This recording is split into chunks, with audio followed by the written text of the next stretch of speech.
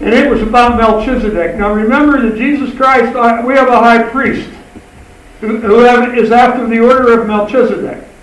Okay? So Melchizedek was a earthly king that was pretty special. He was a king of the city of Salem and also a priest of God Most High. When Abraham was returning home, after winning a great battle against the kings, Melchizedek met him and blessed him. That's in Hebrews 7:1. And in Hebrews 7:2 it says, then Abraham took a tenth of all he had captured in battle and gave it to Melchizedek. The name Melchizedek means, now you know how it's related to Jesus. King of justice. King of Salem means king of peace. And I also thought as I was reading that Salem was not a big city. It wasn't a big kingdom. And Christ came to a little town. Christ didn't come for big things and to impress you with the things, how he did it. He just come humbly in a manger. And Melchizedek, valued so highly in the Bible, but not mentioned a lot, was the same way. Very humble king.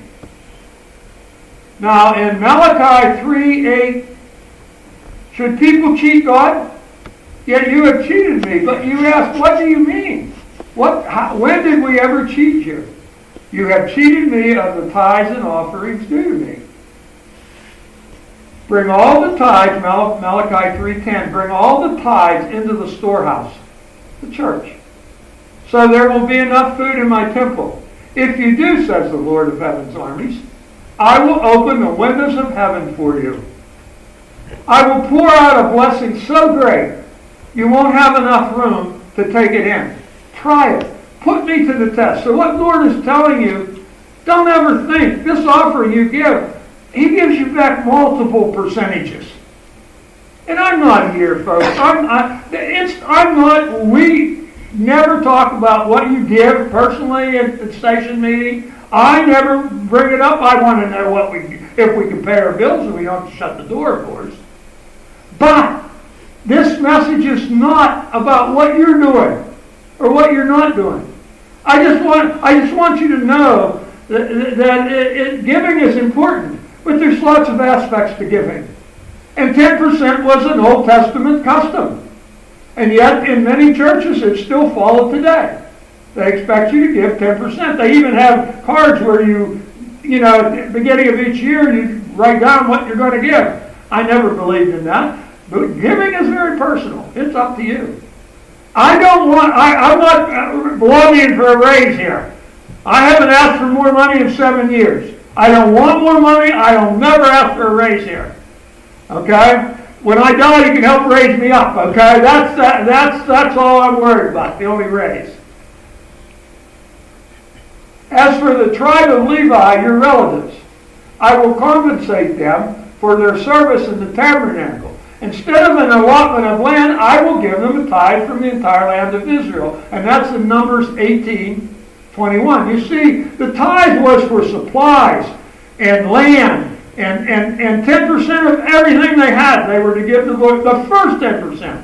When you had a lamb, the Lord got the best lamb. And we're going to see where they started cheating on that a little bit. The Israelites they were blessed. And then they would sin. And then they'd come back. I'm reading Judges. Oh my.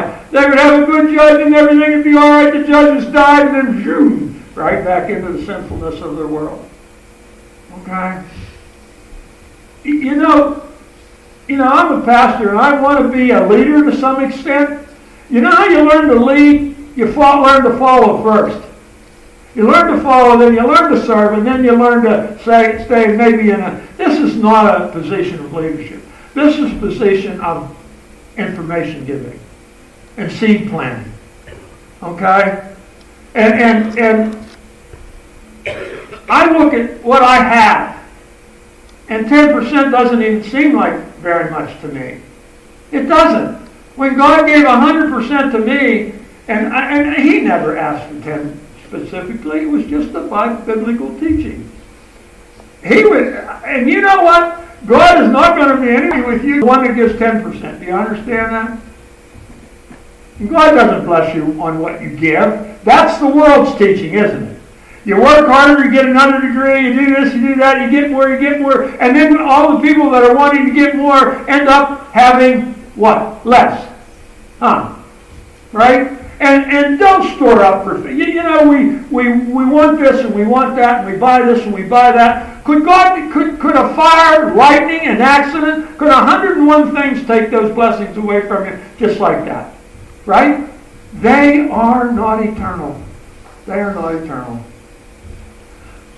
And also, folks, you've got to take care of the church. So you've got to give so much money to pay the bills. And they were tabernacle worshipers. So they were very, very, very involved. They had to take care of the priests, the Levites. They had to have animals to sacrifice. They had to have land for the Levites because they weren't given any land. So you see, there was a lot involved in the Jewish